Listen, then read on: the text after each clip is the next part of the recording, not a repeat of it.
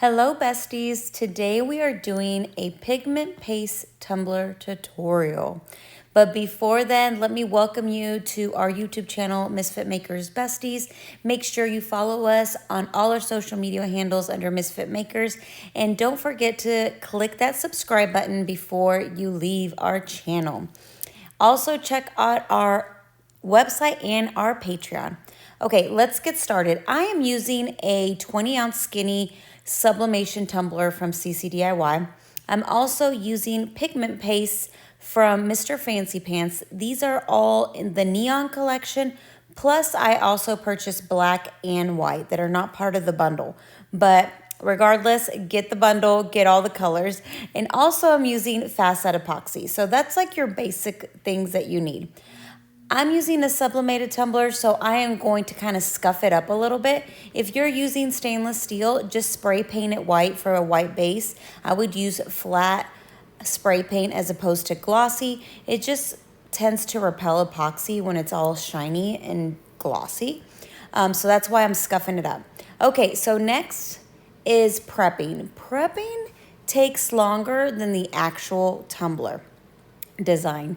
Trust me, get all your little cups, get all your popsicle sticks, get all your things set up.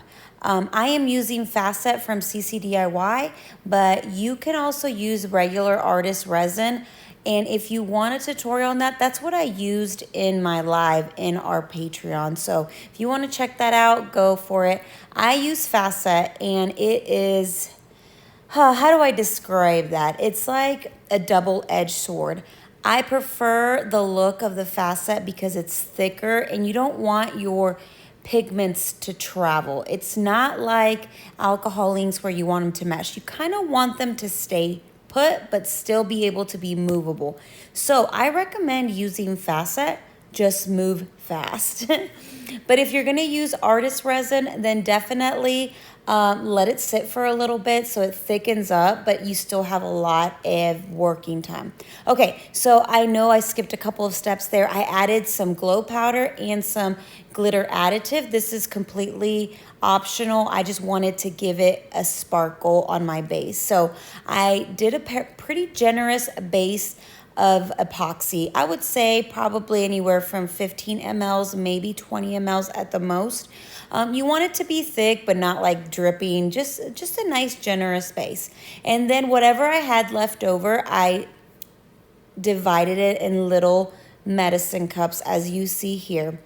What I would do different next time, guys, is that maybe I would mix a batch for my base and then mix a batch for my colors. That way it could give me a little bit of more working time.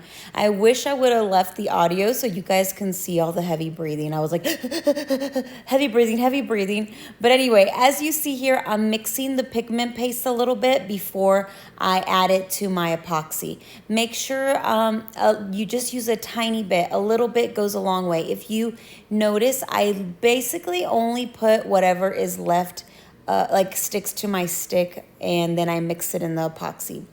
Every little jar probably has around 5 mLs. You need about less than 5 mLs of each color, honestly. Now, I'm going to place mine like in a little V, but on my tutorial that I did live, I actually did like I believe like a diagonal shape, and then another time I did like a rainbow shape. So you can really change up however you want the look to go. So the key here is to chase your tumbler. Just kidding. You want to make sure you don't apply huge globs because globs are going to move. So if you notice there, sometimes I apply it and then with my glove finger, I kind of pat it down so it's flat.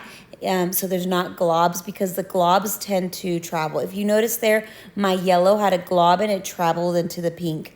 Now it is going to move and it's going to shift and they're all going to mix a little bit, but it shouldn't mix like an alcohol inks tumbler, for example. It should stay pretty put, especially using facet.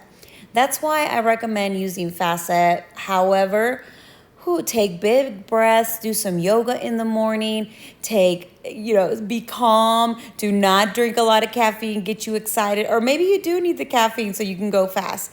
Regardless, you guys already know, I am a slow crafter. So to me, I was having heart palpitations. Okay, so after you put on all your colors, you see how I'm drizzling the white?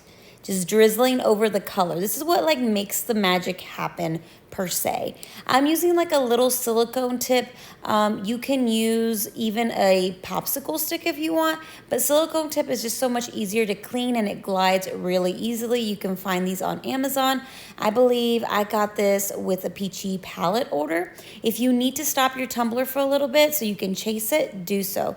So all I'm doing here is just doing little figure eights. I did apply a little heat because it was starting to get a little gummy and I needed a little bit more movement. But if your epoxy is still really squiggly, gooey moving, you want to not add heat. Okay, so if you saw there, I know it went fast. I wanted to fast forward because it was going to be 30 minutes long. But all I did is little figure eights, little squigglies. You can make it as far as you want in, or as dramatic or less dramatic. If you don't like something or you smeared it on the wrong color, just grab your glove finger and wipe it off and clean it off.